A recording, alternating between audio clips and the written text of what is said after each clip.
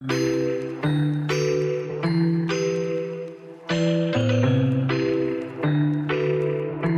σας και καλώς ήρθατε στο δεύτερο επεισόδιο του podcast «Δεν το ακούσατε από εμάς». Είμαι η Γεωργιάνα. Είμαι η Δήμητρα. Είμαι η Ευελίνα. Και ό,τι θα ακούσετε σήμερα δεν το ακούσατε σίγουρα από εμάς. Αρχικά να σας ευχαριστήσουμε πάρα πολύ για τα όμορφα μηνύματα που μας στείλατε και γενικά όλο το feedback που πήραμε από το πρώτο επεισόδιο ήταν πάρα πολύ θετικό. Είμαστε πολύ χαρούμενοι γι' αυτό. Ήδη να πούμε ότι μας έχετε στείλει αρκετοί μηνύματα με τις δικές σας αγαπημένες φράσεις και τις οποίες σίγουρα θα αναλύσουμε στα επόμενα podcast. Να πούμε επίσης ότι το podcast πραγματοποιείται σε συνεργασία με το 4Media Radio 99,8 και με τις εκδόσεις Πρεβέντη. Και θα δώσω το λόγο στη Δήμητρα για να μας πει τη σημερινή μας φράση. Λοιπόν, η σημερινή φράση που επιλέξαμε λέει το εξής. Κάθε ένας από εμάς έχει μια ασφαλή ζώνη, η κατά κόσμο comfort zone. Το πρόβλημα έρχεται όταν εμείς δεν είμαστε πρόθυμοι να φύγουμε από αυτήν. Όπως καταλαβαίνετε, το σημερινό θέμα του podcast είναι η ζώνη ασφαλείας και οι τρόποι που μπορούμε να βγούμε από αυτή. Ωραία, αρχικά να πούμε τι είναι το comfort zone, η ζώνη άνεση, η ζώνη ασφαλείας, όπως θέλει να το εκφράσει κανείς. Είναι η κατάσταση στην οποία νιώθουμε ασφάλεια, νιώθουμε λιγότερο άγχος και γενικά είναι όλα πιο οικεία, πιο ήρεμα σε αυτή τη ζώνη. Νομίζω αναδιαστήματα όλοι έχουμε περάσει από μια τέτοια φάση. Πιστεύω ότι κάποιοι μας βρίσκει αυτήν η φάση είτε όταν είμαστε εγκλωβισμένοι μέσα σε μια ζώνη ασφαλείας και δεν μπορούμε να βγούμε από αυτήν εύκολα, είτε έχουμε βγει και είδαμε πόσα όμορφα πράγματα συμβαίνουν όταν βγαίνουμε έξω από τη ζώνη ασφαλείας μας. Το εξής παράδοξο με αυτό είναι ότι ενώ είναι μία έκφραση που έχει μέσα τη λέξη ασφάλεια, όλοι όταν τη λέμε δεν εννοούμε κάτι ωραίο. Θετικό. Ναι, αυτό ακριβώς. Δηλαδή νομίζω ότι εννοούμε μία κατάσταση αδράνειας περισσότερο. Γι' αυτό και τώρα εμείς είμαστε εδώ να δώσουμε κάποια tips για να βγούμε. Γιατί αν μας έκανε να αισθανόμαστε όντως τόση ασφάλεια και τόση ηρεμία, δεν θα βγαίναμε και ποτέ στην τελική από αυτό. Αλλά νομίζω ότι το βασικότερο σε όλα αυτά που διαβάσαμε για να δούμε αυτό το podcast είναι ότι όλοι λένε ότι τα ωραία πράγματα στη ζωή, η πραγματική εξέλιξη δεν συμβαίνει ποτέ σε αυτή την κατάσταση ασφάλειας που νιώθουμε, σε οτιδήποτε μας είναι εύκολο να κάνουμε. Γενικά λένε ότι η ζωή ξεκινάει εκεί που τελειώνει η ζώνη ασφαλείας μας. Νομίζω ότι αν θέλουμε να αναλύσουμε αυτή τη φράση, είναι οτιδήποτε δεν μας έρχεται εύκολα ή οτιδήποτε είναι εκτός της ρουτίνας μας, που μας κάνει λίγο να ενεργοποιούμαστε, να είμαστε λίγο πιο motivated, πιο παραγωγικοί. Επομένως, μας κάνει και λίγο πιο χαρούμενους, λίγο έξω από τα συνηθισμένα. Τώρα, νομίζω ότι εγώ όταν είμαι σε μια τέτοια κατάσταση, το πρώτο tip που κάνω πάντα είναι να γράφω τι νοηματοδοτεί για μένα εκείνη τη δεδομένη στιγμή την ζώνη ασφαλείας μου. Επομένως, από τη στιγμή που το έχω γράψει, μετά σκέφτομαι τι θα ήθελα να κάνω που φοβάμαι να κάνω εκείνη την περίοδο. Νομίζω ότι είναι το πιο σημαντικό βήμα για να ξεκινήσεις να βγεις από τη ζώνη ασφαλείας σου. Τι αποτέλεσμα θα μου φέρει αυτό, το χειρότερο τι μπορεί να είναι. Ναι, όμως σκέφτομαι ότι για να συμβεί αυτό πρέπει να έχω ήδη συνειδητοποιήσει ότι είμαι σε μια ασφαλή ζώνη η οποία δεν μου κάνει καλό και ότι θέλω να το αλλάξω. Ναι, θέλει χρόνο αυτό, εννοείται. Ναι. Και θέλει να βαρεθείς λίγο αυτή την κατάσταση. Δηλαδή στην αρχή είναι πολύ ωραία, νιώθεις νομίζω πολύ οικία, άνετα, δεν υπάρχει άγχος σίγουρα, επομένως σου περνάνε πολύ πιο εύκολα οι μέρες σου και οι στιγμές σου. Αλλά από κάποια στιγμή και μετά, αν η ζωή σου κάθε μέρα είναι ασφάλεια, θέλεις κάπως να βγεις από αυτό και να ενεργοποιηθείς. Οπότε, ξέροντας τι είναι αυτό που ρισκάρεις, αυτό που στοχεύεις, είναι πολύ πιο εύκολο να βγεις από αυτή την κατάσταση. Δηλαδή, σαν πρώτο tip, εγώ νομίζω ότι θα έλεγα αφενός τι είναι αυτό που θέλεις να κάνεις και τα δύο αποτελέσματα που μπορεί να σου φέρει. Ναι. Το χειρότερο και το καλύτερο. Αν το χειρότερο είναι κάτι που εσύ δεν μπορείς να αντέξεις, σαφώς δεν είσαι ακόμη σε φάση να κάνεις τη μεγάλη αλλαγή ή να ξεκινήσεις να κάνεις οτιδήποτε θα σε βγάλει από τη ζώνη ασφαλείας σου. Αν όμως το πολύ ωραίο είναι κάτι ιδανικό για σένα στο μυαλό σου εκείνη τη στιγμή, είναι φοβερό κίνητρο για να ξεκινήσεις να κάνεις σιγά σιγά οτιδήποτε θα σε οθούσε στο να βγεις από αυτή τη φάση. Συμφωνώ. Γενικά θεωρώ ότι είναι δύσκολο να βγούμε από τη μια στιγμή στην άλλη. Θεωρώ ότι χρειάζεται χρόνος. Δηλαδή, νομίζω ότι ο καλύτερος τρόπος για μένα είναι να βγούμε σιγά-σιγά, λίγο-λίγο. Βηματάκι. Ναι, baby steps. Ναι. Εννοώ με αυτό ότι αν προσπαθήσουμε να κάνουμε ένα μεγάλο βήμα, αυτομάτως νομίζω ότι ο εαυτός μας θα φοβηθεί και θα τραβηχτεί πίσω. Δεν θα το κάνει το μεγάλο βήμα. Ενώ αν ξεκινήσει σιγά-σιγά και κάνει ένα μικρό βηματάκι, όταν ας πούμε θέλουμε να πάμε στο γυμναστήριο, δεν γίνεται να πάμε στο γυμναστήριο μια μέρα και να πούμε θέλουμε να σηκώσουμε 50 κιλά και να κάνουμε ασκήσεις με αυτά τα κιλά. Θα πας την πρώτη εβδομάδα, θα σηκώσεις 5 κιλά, θα πας τη δεύτερη, θα σηκώσεις 7. Σιγά-σιγά, δηλαδή μετά δεν θα σου φαίνεται το 7 πολύ όταν θα σηκώνεις 15, που στην αρχή σου φαινόταν τεράστιο και ανέφικτο να συμβεί. Ναι. Ακριβώς. Και επίσης όταν κάνεις ένα μεγάλο βήμα, τότε είσαι και πιο ευάλωτος στο να γυρίσεις πάλι στην ασφαλή ζώνη σου. Γιατί θα νιώθεις πολλές φορές αυτή την έλλειψη ασφάλειας. Γιατί κάνοντας ένα τεράστιο βήμα, σίγουρα η ασφάλεια παραμερίζεται. Ναι. Μπαίνουν υποχρεώσεις ως προτεραιότητες, άλλα πράγματα, τα οποία σίγουρα δεν σε γεμίζουν ασφάλεια, σε γεμίζουν άγχος, μια τέτοια ενέργεια καταπιεστική, απλώς με προσοχή, αυτό που λέμε σιγά σιγά, αυτό που είπε η Γεωργιάννα, γιατί πολλές φορές υπάρχουν πισωγυρίσματα και μετανιώνουμε τις περισσότερες φορές που γίνονται. Ναι, ισχύει. Το νιώθουμε και λίγο σαν αποτυχία. Αυτό ακριβώς ήθελα να πω. Νομίζω. Ότι όταν βάζεις ένα πολύ μεγάλο στόχο, γιατί αν αποφασίσεις ότι το να βγεις από αυτή την κατάσταση είναι να κάνεις μια ριζική αλλαγή στη ζωή σου, το σημαντικό είναι να δεις τον τρόπο που θα σε οδηγήσει σε αυτή την αλλαγή. Ναι. Όπως είπε η Γεωργιάννα για το γυμναστήριο, ή αν θες να αλλάξεις μια δουλειά, ας πούμε. Και δύσκολο θέλεις αυτό. Ναι. Που είναι όντως ριζική αλλαγή. Ναι, εννοώ ότι είναι πιο δύσκολο βασικά γιατί παίζουν ρόλο πολλά. Δεν μπορείς να αφήσεις μια δουλειά χωρίς να έχεις βρει κάτι άλλο, γιατί παίζει το οικονομικό κομμάτι μέσα. Είναι πολλά πράγματα. Για να φτάσεις στο σημείο να φύγεις, πρέπει να αρχίσεις σιγά σιγά να στέλνεις βιογραφικά παντού, να μπεις στη διαδικασία, να το μυαλό σου τι ψάχνει αρχικά. Ναι. Ας πούμε στη συγκεκριμένη περίπτωση. Που αυτό είναι βήμα-βήμα. Τι πρέπει να κάνεις, το ένα βήμα οδηγεί στο δεύτερο, στο τρίτο, στο τέταρτο. Ακριβώς, και μετά είναι μια ακολουθία πραγμάτων που γίνονται αυθόρμητα, και όταν είσαι πολύ κοντά σε αυτό το βήμα, έχεις φτάσει τόσο κοντά και σταδιακά που δεν θες μετά να ξαναγυρίσεις. Είναι τόσο θελκτικό το να πας στο επόμενο level, ναι, που συνήθως ή αν και να μην το κάνεις ποτέ, ήδη έχεις κάνει μια τρομερή εξέλιξη μέχρι εκείνη το σημείο. Ναι. Οπότε έτσι κι αλλιώς κάθε μέρα σιγά σιγά φεύγεις από αυτή τη φάση. Επίσης, έχω παρατηρήσει ότι όταν ας πούμε βρίσκομαι σε ένα ασφαλές περιβάλλον ψυχικό, με βοηθάει πάρα πολύ να κάνω κάτι καινούριο, το οποίο είναι χόμπι κυρίως. Δηλαδή να αρχίσω κάτι που δεν είχα ξανακάνει και το οποίο θα γεμίσει την καθημερινότητά μου με κάτι νέο. Κυρίως προτιμώ εγώ να το κάνω με την παρέα μου. Δεν μ' αρέσει η μοναχικότητα.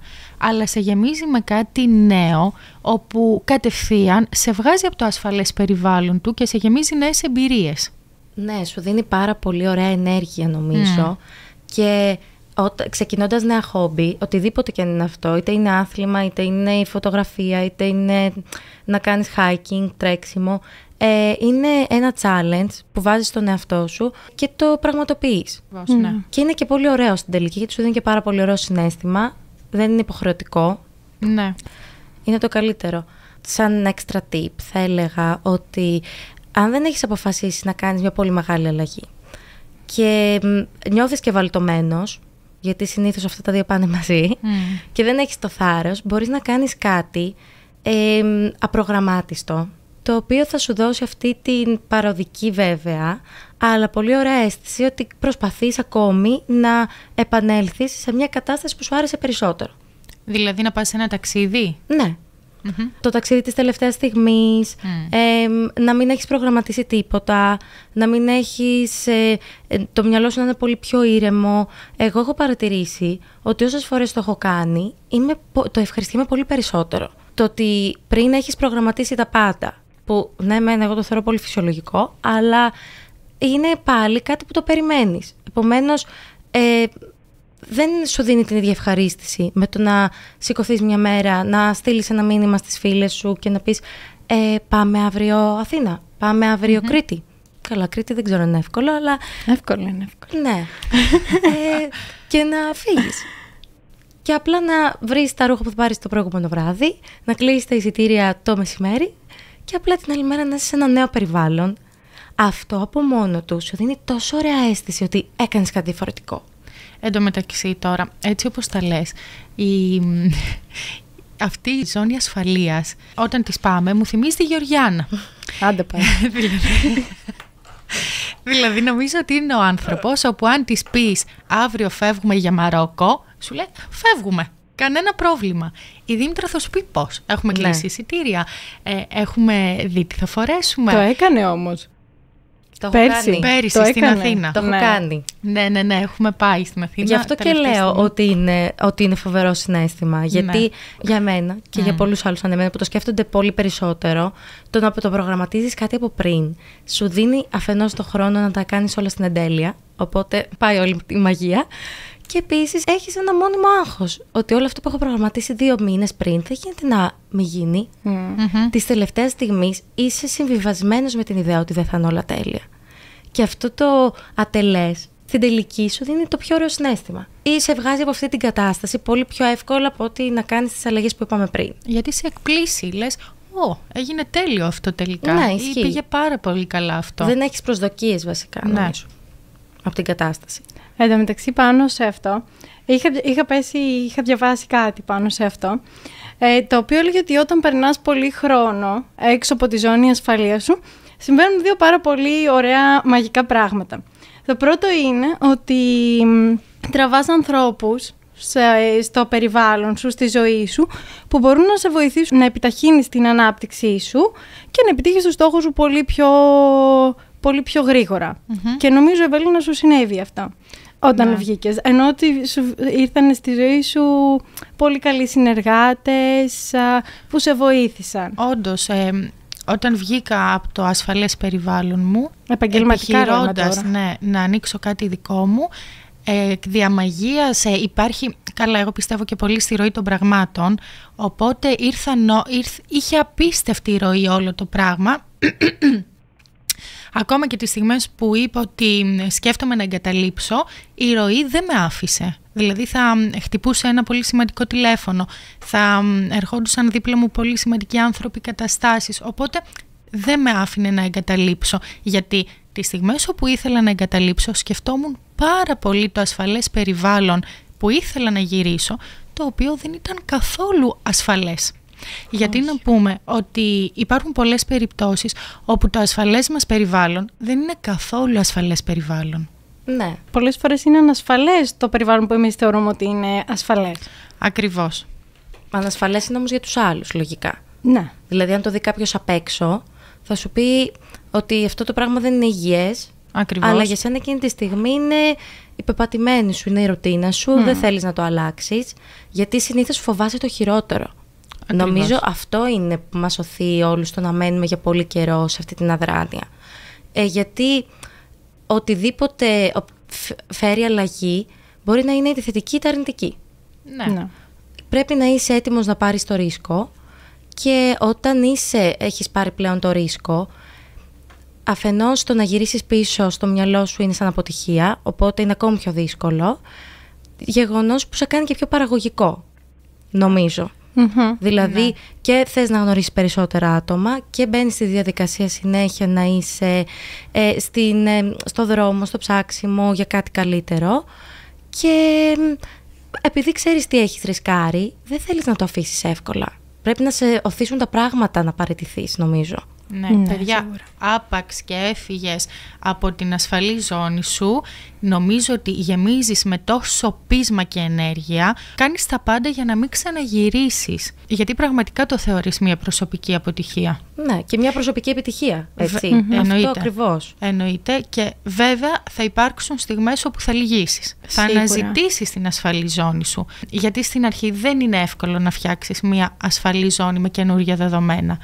Όμως σιγά σιγά και μέρα με τη μέρα αυτό το καινούριο ουσιαστικά μαθαίνεις να το δημιουργείς και να το κάνεις αυτό το καινούριο την ασφαλή ζώνη σου. Το δεύτερο λοιπόν που μπορείς να επιτύχεις όταν βγαίνεις από τη ζώνη ασφαλείας σου για καιρό είναι ότι με κάποιον πάλι μαγικό τρόπο βοηθάς τους άλλους ανθρώπους να αναπτυχθούν. Είτε το κάνεις συνειδητά είτε ασυνείδητα. Συμβαίνει, γίνεσαι ένα πρότυπο, ένας μέντορας. Δηλαδή το γεγονός ότι εσύ το τόλμησες και βγήκες από τη ζώνη ασφαλείας σου και τόλμησες να κάνεις το επόμενο επαγγελματικό βήμα.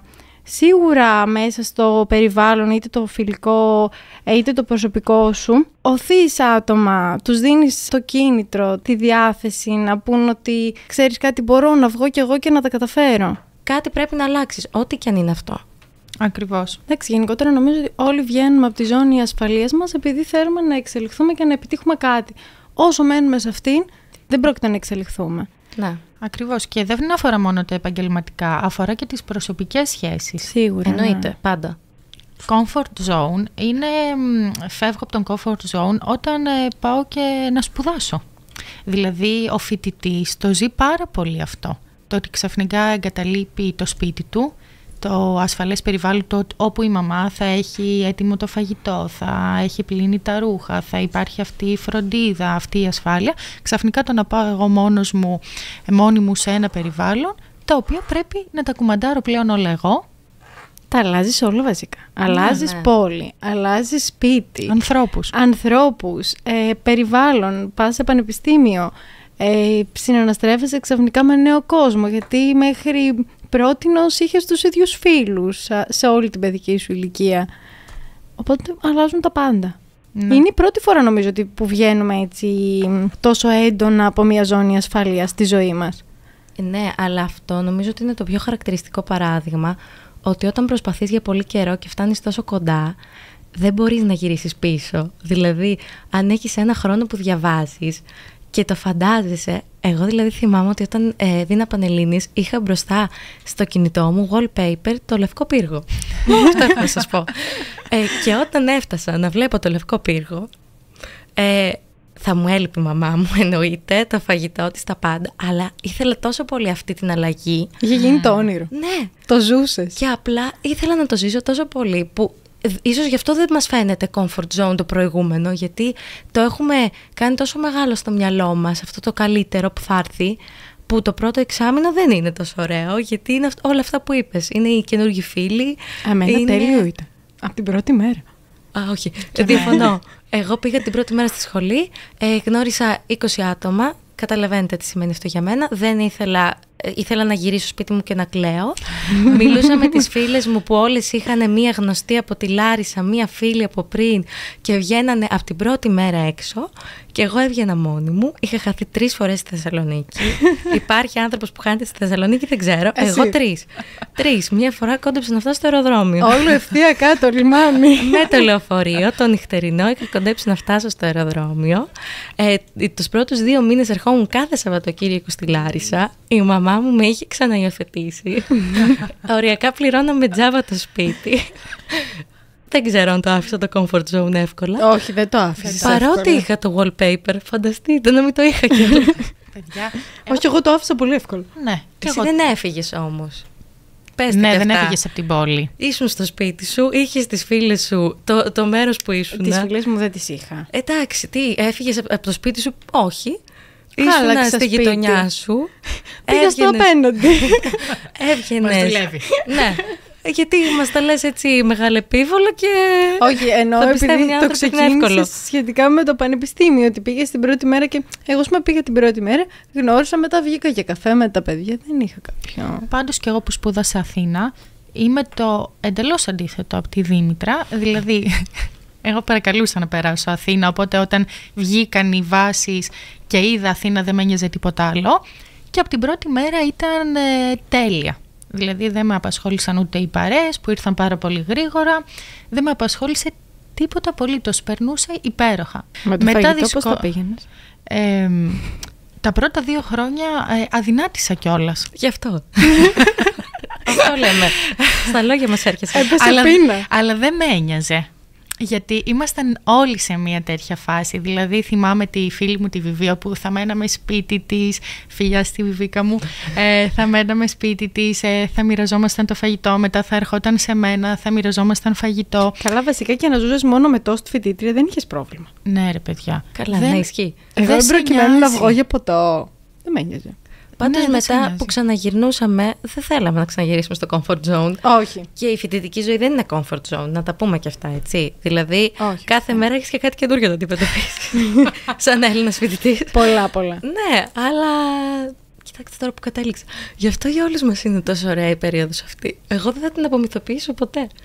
Γι' αυτό, γιατί δεν είχα comfort zone. Έτσι εξηγείται. Ναι, όντως. Είδες, ανακάλυψες κάτι σήμερα. Ναι. Σήμερα στο τέλος του podcast ανακάλυψα μια μεγάλη αλήθεια για τη ζωή μου. Τέλεια. Και πριν κλείσουμε, να αναφέρουμε τώρα κάτι που μπορεί να πονέσει. Η καυτή πατάτα. Αλλά είναι μέσα στην πραγματικότητά μας και είναι οι σχέσεις. Εγώ εδώ φεύγω. Εσύ δεν έχεις comfort zone στις σχέσεις?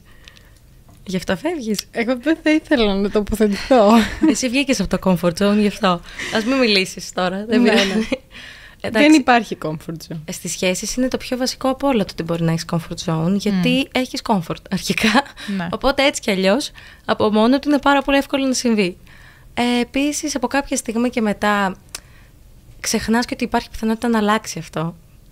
Γιατί ο άλλος σε ξέρει πάρα πολύ καλά. Και όταν τα πράγματα είναι πολύ δεδομένο ότι πρέπει να αλλάξουν, όλοι μας τα καθυστερούμε για πολύ μεγάλο χρονικό διάστημα. Ναι. Νομίζω αυτό είναι το βασικότερο που κάνουμε όταν είμαστε στα comfort zone. Νομίζω ότι έχει τύχει σε όλους να είναι σε μια σχέση η οποία είναι τελειωμένη και απλά μένουν επειδή έχουν συνηθίσει, επειδή συγκατοικούν και υπάρχει αυτή η ρουτίνα και η συνήθεια και είναι πάρα πολύ δύσκολο, εντάξει, να... Από τη στιγμή που συγκατοικείς κάποια χρόνια με τον άλλον, ξαφνικά να πεις τέλος, μένω μόνη μου, δεν έχω σύντροφο και να βγεις τελείως από αυτή τη ζώνη ασφαλείας που... Γιατί νιώθεις ασφάλεια, γιατί είσαι με κάποιον άλλον, δεν είσαι μόνος σου. Εννοείται, και εκεί υπάρχουν και τα συναισθήματα που δυσκολεύουν ακόμα περισσότερο την κατάσταση. Και πάντα σκέφτεσαι τα καλά όταν πας προς το τέλος και αποφασίζεις να κάνεις την αλλαγή. Και αφού δίνουμε tips, εγώ θα πω ότι μπορούμε, αν θέλουμε να βγούμε από ένα comfort zone που αφορά τη σχέση, να σκεφτούμε την αλλαγή που θέλουμε, γιατί η αλλαγή δεν είναι μόνο σε ένα κομμάτι, είναι σε πολλά, και να δούμε αν μέσα σε αυτήν την αλλαγή υπάρχει αυτός ο άνθρωπος.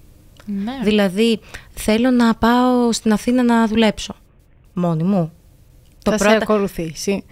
Θέλω να με ακολουθήσει.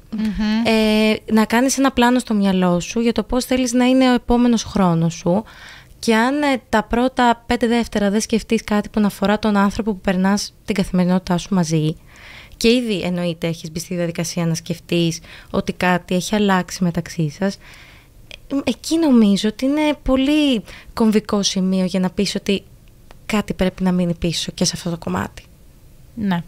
Και επίσης μπορεί κάτι να ανακαλύψεις στη σχέση και να το εκφράσεις στον σύντροφό σου και να μην είναι αυτός πρόθυμος εν τέλει να το αλλάξει.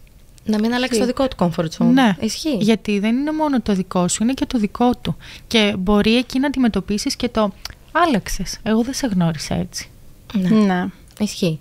Βασικά εγώ νομίζω ότι το τελευταίο καμπανάκι που μου χτυπάει και μου λέει ότι τέλος, εντάξει, αρκετά έμεινε στην ασφάλεια σου, πρέπει να φύγεις να την τελειώσεις αυτή τη σχέση, είναι όταν τελειώσει το σεξουαλικό κομμάτι. Ναι, καλά, εννοείται αυτό. Εκεί καταλαβαίνεις ότι δεν έχει μείνει τίποτα άλλο στη σχέση, γιατί όταν δεν θέλεις ερωτικά τον σύντροφό σου, νομίζω ότι δεν θέλεις κάτι άλλο. Ναι, ισχύει. Γενικότερα. Δεν θυμάμαι πόσα tips δώσαμε, αλλά πιστεύω ότι δώσαμε αρκετά.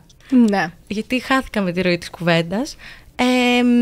Επομένως, απλά ξεκινήστε, αποφασίστε μία μέρα ότι θέλετε να είναι η αρχή σας. Όχι μία μέρα, σήμερα να το αποφασίσουν, που το ακούνε. Σήμερα και αύριο να το κάνουν το πρωί. Ναι, ένα από αυτά τα tips, αν το κάνετε, να μας το γράψετε. Θα σας πει η Γεωργιάνα που, γιατί δεν θυμάμαι όλα τα social, αλλά να το γράψετε, να μας στείλετε σχόλια με τι συμφωνείτε ή τι διαφωνείτε. Και θα έχουμε και ερώτηση κάτω από το Spotify. Ωραία, τέλεια. Και αν κάνετε κάτι διαφορετικό εσείς, γιατί εγώ βρίσκομαι σε μια τέτοια φάση, έχω κάνει όλα αυτά που σας είπα, εκτός από το χόμπι που δεν έχω αποφασίσει και δεν με έχει πιάσει κάτι. Επομένως, αν έχετε κάτι, γράψτε το.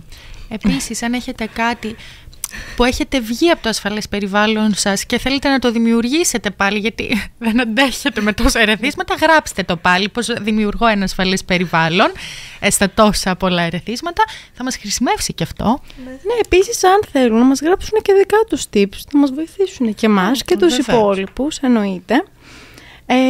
Ωραία. Λοιπόν, ακολουθήστε μας στο Instagram, στο Facebook δεν έχουμε. Θα κάνουμε. Θα κάνεις και φυσικά. TikTok θα κάνω. Ναι. Ναι. Και μπορείτε να μας ακούσετε στο Spotify και στο YouTube. Σε όλα τα κανάλια είμαστε, θα το ακούσατε από εμάς.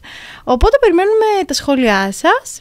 Ό,τι και αν κάνετε τώρα που ακούτε αυτό το podcast, είτε είστε στη δουλειά σας, είτε είστε σπίτι σας χαλαρά με ένα καφεδάκι. Ευχόμαστε καλή συνέχεια. Θα τα πούμε στο επόμενο podcast. Bye! Bye!